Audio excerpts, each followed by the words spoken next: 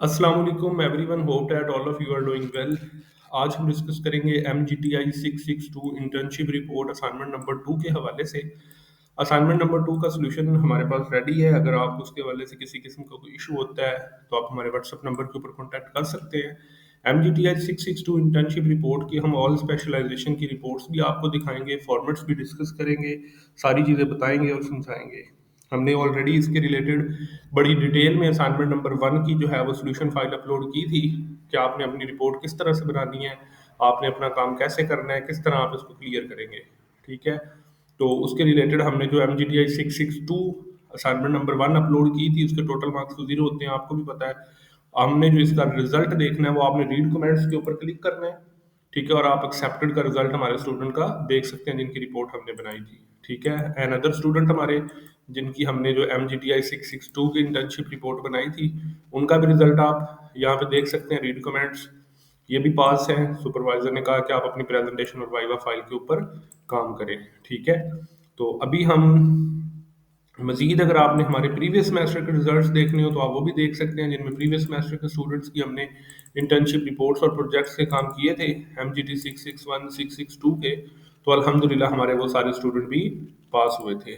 ठीक है, आप देख सकते हैं MGTI 661, MGTI 661, another student MGTI 661, another student MGTI 662 internship report part 2, ये भी पास है। ठीक है, तो ये सारा सिनेरियो है। मजीद आगे और भी रिजल्ट्स हैं लेकिन हमें उनको डिस्कस नहीं करना, हम डिस्कस करते हैं अपनी असाइनमेंट नंबर 2 के हवाले से। अब असाइनमेंट नंबर 1 जिन लोगों की अप्रूव हो गई है, पास हो गई है, वो लोग असाइनमेंट नंबर 2 सबमिट नहीं करवाएंगे। और जिनकी असाइनमेंट नंबर 1 जो है वो नीड्स इंप्रूवमेंट है, रिजेक्टेड है, प्लेजरिज्म है, AI कंटेंट है, चैट GPT यूज किया है या कोई भी और इशू है, तो वो अपनी असाइनमेंट नंबर 2 सबमिट करवाएंगे। जो पास और एक्सेप्टेड है वो अपनी असाइनमेंट नंबर 2 सबमिट नहीं करवाएंगे, वो वेट करेंगे अपनी प्रेजेंटेशन फाइल के ऊपर होने का। ठीक है, तो हमने अभी जो है वो असाइनमेंट नंबर 2 उन लोगों के लिए ये वीडियो बना रहे हैं जिनकी नीड्स इंप्रूवमेंट है या रिजेक्टेड है या कुछ भी इस तरह के कमेंट है, जिनकी एक्सेप्ट या पास नहीं हुई। ठीक है, तो आपने जब अपनी इंटर्नशिप रिपोर्ट बनानी है तो सबसे पहले जो है वो आपने देखना है कि आपकी स्पेशलाइजेशन कौन सी है। आपकी MGT की स्पेशलाइजेशन है, MKT है, HRM है, बैंकिंग है, फाइनेंस है, अकाउंटिंग है, उसके अकॉर्डिंग आपने अपने फॉर्मेट्स को देखना है। ठीक है, ये हमारे पास फाइनेंस, बैंकिंग और अकाउंटिंग वालों का फॉर्मेट है। ठीक है, इसमें आपने सबसे पहले टाइटल पेज बनाना होता है, लेटर ऑफ अंडरटेकिंग लगाना होता है। लेटर ऑफ अंडरटेकिंग भी आपको हमने दिखाया था अपनी प्रीवियस वीडियो के अंदर भी कि ये हमारे पास लेटर ऑफ अंडरटेकिंग होता है। इसका हमने प्रिंट निकलवाना होता है पेज का और उसको फिल करना होता है बाई पेन, और उसके बाद इसकी पिक्चर बना के स्कैन करके अपलोड करना होता है। ठीक है, बल्कि आपको मैं ये जो हमारे स्टूडेंट पास हैं इनमें से किसी की ग्रेडेड असाइनमेंट डाउनलोड करते हैं और ग्रेडेड असाइनमेंट डाउनलोड करके आपके साथ इसको साथ साथ डिस्कस करते हैं।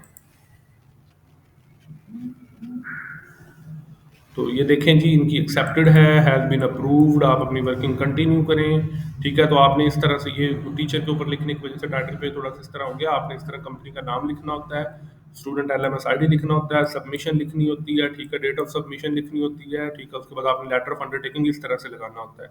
आप देख सकते हैं, लिखवाना है, नेम लिखना है, LMS ID लिखनी है, उसको फिल करना है। ठीक है, उसके बाद आपने अपना इंटर्नशिप सर्टिफिकेट लगाना होता है फाइल में इस तरह से। ठीक है, और बाकी फॉर्मेट जो है वो उसके बाद फिर हम आगे डिस्कस करते हैं। उसके बाद जो है वो आपने डेडिकेशन लिखनी होती है। ठीक है, डेडिकेशन है, एक्नॉलेजमेंट है, एग्जेक्टिव समरी है, टेबल ऑफ कंटेंट है, ब्रीफ इंट्रोडक्शन ऑफ ऑर्गेनाइजेशन है, ओवरव्यू ऑफ ऑर्गेनाइजेशन में brief history, organisation hierarchy chart, business volume, product lines, competitor, all departments introduction, components और ऑर्गेनाइजेशन स्ट्रक्चर। ठीक है, ट्रेनिंग प्रोग्राम है, learning experiences है। ये सारी चीज़ें जो है वो हर स्टूडेंट स्पेशलाइजेशन ने अपने अकॉर्डिंग फॉलो अप करना है। ठीक है, उसके बाद इनके आ जाता है जी ये रेशो एनालिसिस आ जाता है। रेशो एनालिसिस के लिए एसेंशियल ऑफ रेशो एनालिसिस वाली फाइल फॉलो अप करनी है। ठीक है, उसमें आपने रेशो एनालिसिस करना होता है, हॉरिजॉन्टल एनालिसिस करना होता है और इंडस्ट्री एनालिसिस करना होता है। रेशो एनालिसिस में आपके पास जो नॉन बैंकिंग कंपनीज होती हैं, ठीक है, नॉन बैंकिंग कंपनीज के लिए आपने ये वाली रेशोज करनी होती हैं और बैंकिंग कंपनीज के लिए आपने ये वाली रेशो करनी होती हैं। फॉर्मेट जो होता है वो ये होता है, आपने इस तरह से टेबल बनाना होता है। ठीक है, उसके बाद आपने जो है उनकी वर्किंग लिखनी होती है, ग्राफिकल प्रेजेंटेशन करनी होती है, ग्राफ बनाना होता है, इंटरप्रिटेशन करनी होती है। ये जो सारा फॉर्मेट था ये अकाउंटिंग, फाइनेंस एंड बैंकिंग के स्टूडेंट्स के लिए फॉलो करने के लिए था। बाकी जो हमारे पास अदर फॉर्मेट्स हैं जिसके अंदर हमारे पास जो है वो आ जाता है मार्केटिंग की स्पेशलाइजेशन का फॉर्मेट, मार्केटिंग वाले जो स्टूडेंट्स होते हैं उन्होंने अपना title page, letter of undertaking, ये सारी चीज़ें सेम है, एक्नॉलेजमेंट, एग्जेक्टिव समरी, ओवरव्यू, ठीक है। उसके बाद उन्होंने plan of internship, training programme, ये सारा पोर्शन सेम है।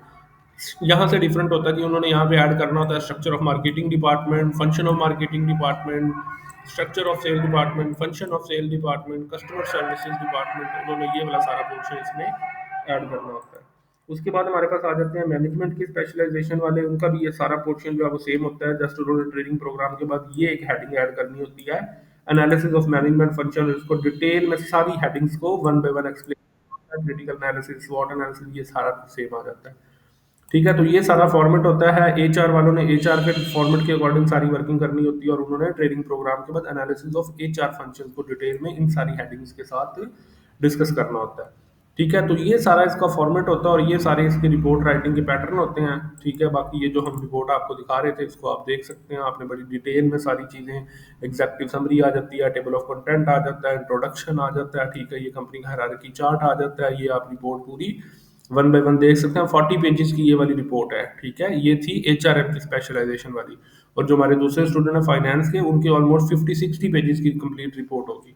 तो ये इसका सारा पैटर्न होता है। ठीक है, आपका मजीद अगर कोई क्वेश्चन है, आपको अपनी रिपोर्ट राइटिंग में कोई इशू आता है या कोई प्रॉब्लम है या आप कुछ डिस्कस करना चाहते हैं, तो आप हमारे व्हाट्सअप नंबर के ऊपर कॉन्टैक्ट कर सकते हैं। इंशाल्लाह आपको ईच एंड एवरीथिंग के हवाले से डिटेल में गाइड किया जाएगा, सारी चीज़ें बताई और समझाई जाएंगी। Thank you so much for your time. अल्लाह हाफिज़।